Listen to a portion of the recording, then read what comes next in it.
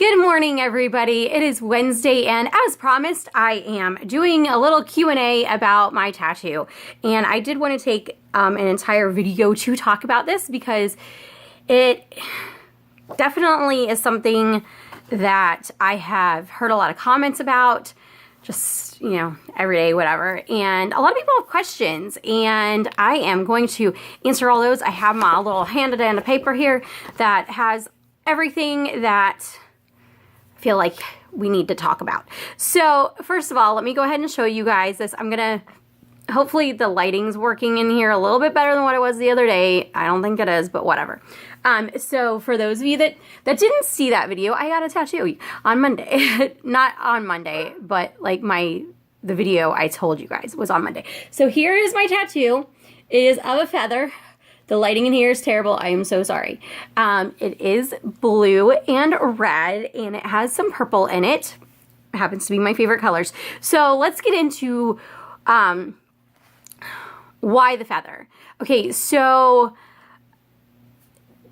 I've always been drawn to feathers. I've always thought that feathers were beautiful, and they're light, and they just like float around.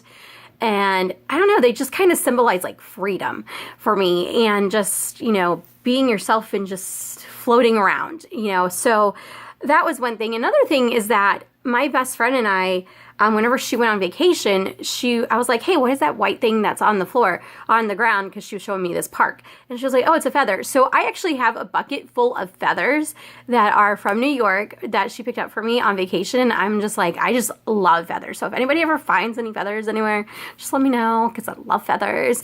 And the reason why I chose red and blue, very simple. So I've always wanted to do a tattoo in memory of my grandmothers. And then whenever two of my uncles passed away, I'm like, now I need to get one for them as well. So all of my grandmothers, including the one that's still alive, loved cardinals, and I love cardinals. I've always been drawn to cardinals, and there's that quote that says that whenever you see a cardinal, that's a sign of somebody from heaven looking down on you. So I just thought that was perfect. And then I'm like, well, how can I do this and everything and incorporate my uncles that have passed away? And I'm like, every time I see blue jays, I'm always like, there they are. So I'm like, perfect. Let's just go ahead and get like something artsy. And I had a dream one night where it was like this watercolored masterpiece where it was red and blue, and it had some purple in it because, red and blue make purple, common, however young you learn that at, like 4 or whatever, color wheel. So, and that happens to be my favorite color. So I went in and, told them what my idea was and stuff like that. And she drew it up for me. Loved it. I originally wanted to have a Mickey, like a hidden Mickey on there somewhere. But the way that it just wasn't going to work out. That's how we ended up with the watercolor. I'm artsy, and I think outside the box, and I find beauty in the weirdest and the most unique things. So this is so perfect. And I got it done in Inverness at Locomotive Tattoo Studio, and the lady named Becca did it. And Rose went with me, obviously. And she went first. I asked 1,001 gazillion questions, and they answered all of them. I was like, I am super annoying right now. But whenever it's something important, and it's not like whenever you go and get your ears pierced, you're kind of like, oh, I'm a little bit nervous, whatever. But you don't really question like, oh, well, what's it going to be like? What's the process? Because your ears will always close up. I'm stuck with this for the rest of my life. So, thankfully, I don't look at it as I'm stuck with it. I am like, I get to look down at this beauty every day. And the reason why I picked my arm was because I wanted to see it every day. And I will not get my wrists done at all because, number one, I wash my hands a lot. And I know that a lot of the people that wash their hands a lot, their tattoos fade really quick. And I don't want that at all. And also, instantly I'm like, I've heard a lot about the pain for the wrist ones. Don't want to deal with that. And also, I don't know. There's something about like, that's where I wear my bracelets at. That's where I wear my watch at. That's where I wear my magic band at. So I would never, me personally, I won't do the wrist ones. I just won't. That's my own personal opinion on it. I don't have anything against wherever you want to put a tattoo at. Trust me, I don't care. Did it hurt? It was not the most pleasant thing because, you know, you have a needle digging into your skin and, you know, there's blood and everything. Honestly, if I would have been more calm and my adrenaline wasn't going because it was my first one and I was freaking out and I was spazzing out and I was doing, you know, like I was freaking out. Ask Rose, I was freaking out. But once it started happening and everything, I was like, oh my gosh, I'm really doing this. But it only hurt in a few spots. I feel like this cut right here on my arm, this right here that I got at work hurt worse than what this did. I mean, by far. Like, this still hurts. This pain went away within, like, a day. Like, I don't know. I'm super rough on my arms, so that might be why, but this right here hurts way, way worse. Still, now, even though this is, like, 5 days old, than what this did. Okay, so, I gotta hurry up. This video is gonna be long. Okay, so, let's see here. Oh, yes. One comment that I have heard over and over again is, but you're a Christian. The Bible says that people shouldn't get tattoos. You're right. It does say that. It says in Leviticus, it's 19:28. It does talk about not putting markings on that, on your body. However, it is in the book, in the chapter, in that little tiny area, that also talks about not ever getting your hair cut. Don't eat raw meat. You can't have like mixed dogs, and you have to wear 100% linen clothing. Like you can't mix linens and stuff like that. So none of that applies. And obviously, no haircut. I mean, come on, you're talking to Miss Baldy herself. I was touching my hair this morning. I'm like, dang, I need a haircut. My hair's getting long. I barely have any hair. What am I thinking? You know? But no, Christians can have tattoos. There's absolutely nothing wrong with that at all whatsoever. I know a lot of pastors and a lot of deacons and people in the church and everything that have tattoos, and I have seen so many faith-based tattoos, and it is awesome. And those pastors will tell you, you know what, it's from that Leviticus thing, but if you're gonna listen to no tattoos, you gotta listen to everything else. So, you know, don't go judging us based on our tattoos, you know, whatever. So, the other thing is why didn't I get one that was for Disney? I briefly talked about this. Yes, I did want a Hidden Mickey one, but I will be getting another tattoo, and I'm going to be getting another tattoo soon, and that one will be my Disney one, and I'm not exactly 100% sure what. I do want to get a monorail at some point. I just have to figure out how I want to make it look. You guys know my slight Disney obsession. I mean, if you ever seen the shelf that's above me, you know that. Or if you know anything about me, you know that. But my next one will be a Disney one. I don't know how. I don't know where. But I definitely will be getting another one, and it will be Disney. That will be my next one. And I also want to get Jeremiah 29:11 on me somewhere, because that is my favorite Bible verse. And I also want to get the semicolon, which for a lot of you guys, and if you don't know, is for suicide awareness and suicide survival. And I'm not going to go into that right now, but that hits extremely close to home.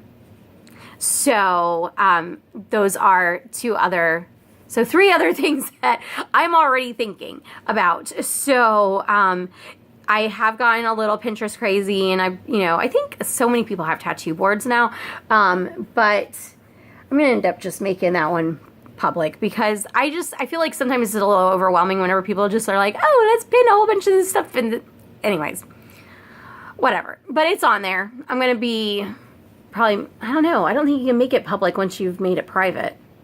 I might just have to create a new one. If you follow me on Pinterest, just keep a lookout. So the last one is how did people react? Okay, so my husband was the first one, other than Rose, obviously, to see the picture of it, not the actual thing in person itself. He was not the first one. He was not even like the fifth one, because everybody in Rose's house except for Annika was home, so they all got to see it. And then I had to drop off something at my cousin's house, and her husband got to see it too. Then my husband saw it. He actually really liked it. He does like it. He thinks that it's great. It was a great choice, and he was super supportive throughout everything. My husband cannot get tattoos because his psoriasis is so bad that it'll just immediately attack it. So he can't get any. He doesn't really have a desire to, but he has nothing against tattoos at all. So he was a little iffy about me because he was thinking maybe I would be a chicken and I'd be constantly complaining, oh my gosh, it hurts, whatever. And I really didn't. If anything, he's just been laughing at how excited I am, like whenever I went through the first stage of healing or the peeling and whatever, and he just laughed at me because he just thought it was funny that I was so excited about all the different stages that it was going through. I still get excited because I'm like, oh wow, this color is really popping now, and whatever. And the people that have seen it, a lot of them are like, oh, that's really different, but that's so you. And the second that I tell them what it's for, they're like, oh, that's awesome.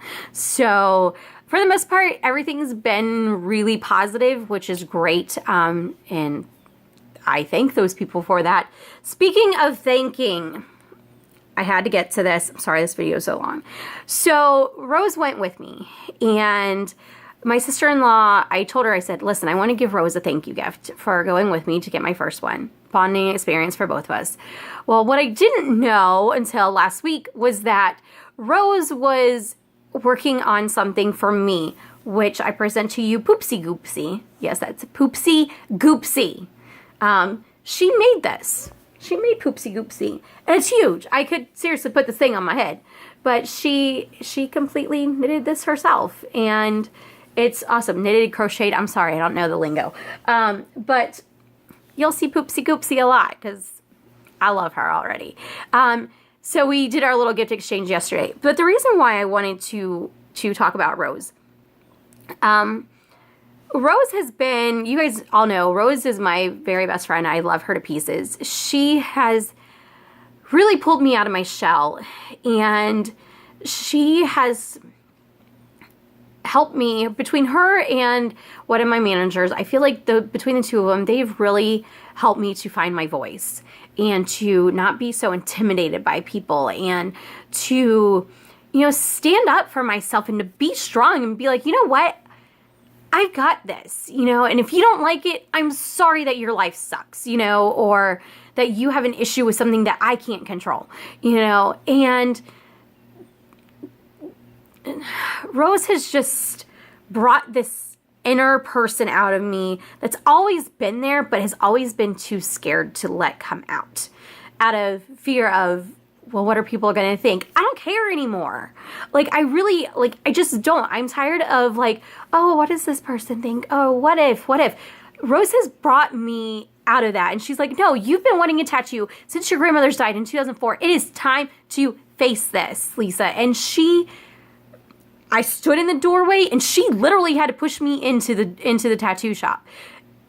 I could not have done this without her not pushing me, but to encourage me, because she's like, think about all the bad stuff that's gone on. Just think about that.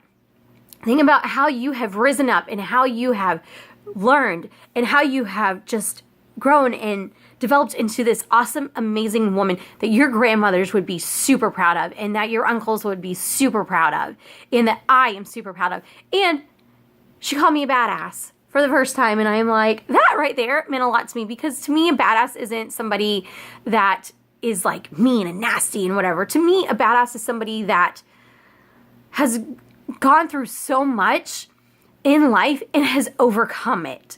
That Mandisa song, You're an Overcomer, that song is like, you are a badass, and that's just it, is that Rose is like my favorite badass ever. And there's nothing I wouldn't change about her. I mean, she's my best friend, and I admire her, and gosh, I wish that she would see how awesome she really is, because we never see how awesome we really are. And I think that's definitely the case, because she's like, but Lisa, you're awesome too. And I'm like, thanks. I think. Like, let me just tuck myself away here. Thank you. You know, but now it's just like, no, well, thank you. Yes, I am awesome. Thank you. But it's not, you don't want to sound cocky. So, but she's amazing. And I am so glad that she went with me. So Rose, thank you so much for being amazing and for helping me get through all of this crazy stuff that's gone on in my life recently. And I appreciate it. Guys, this video is 16 minutes long. Oh my gosh. Oh my gosh. So I hope that that answered any questions. If you guys have any more, just let me know. And I will see you guys next time. Bye.